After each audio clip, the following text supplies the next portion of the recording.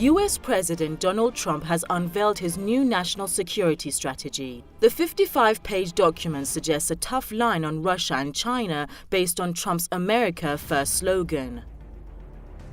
It describes the two superpowers as the main threats to America's global economic dominance. We also face rival powers, Russia and China, that seek to challenge American influence, values, and wealth. We will attempt to build a great partnership with those and other countries, but in a manner that always protects our national interest. The wording of America's key planning document drew reactions from Russia and China. It's not surprising for the two powers to have differences, but the two should take constructive measures to appropriately handle them on the basis of respecting each other's core interests and major concerns. We urge the U.S. side to stop intentionally distorting China's strategic intentions and to abandon outdated ideas of Cold War mentality and zero-sum game. Otherwise, it will only harm others and itself. Just like most of Trump's decisions and stances, the new security plan has proved controversial.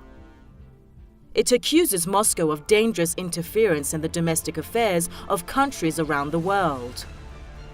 The document says, Russia uses information operations as part of its offensive cyber efforts to influence public opinion across the globe.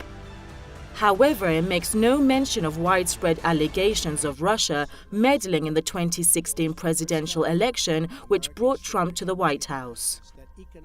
Some critics have accused the Trump administration of ultra-conservatism toward Russia.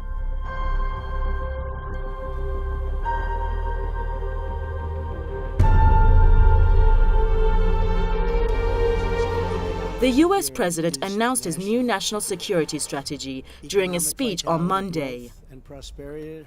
He spoke of a phone call with Russian President Vladimir Putin the day before. Trump says Putin thanked him for an intelligence tip-off that apparently helped foil a bomb attack plot in St. Petersburg.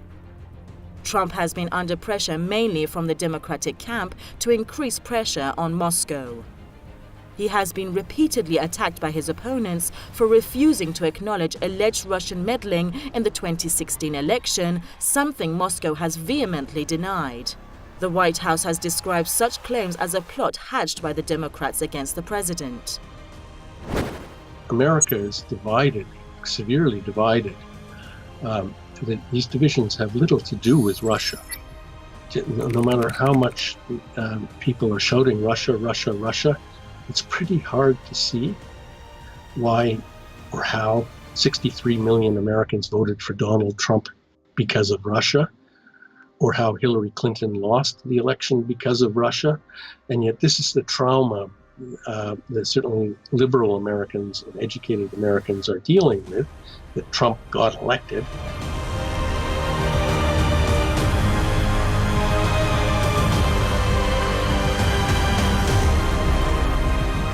Trump has been grappling with allegations of collusion with Russia since the very days he took office.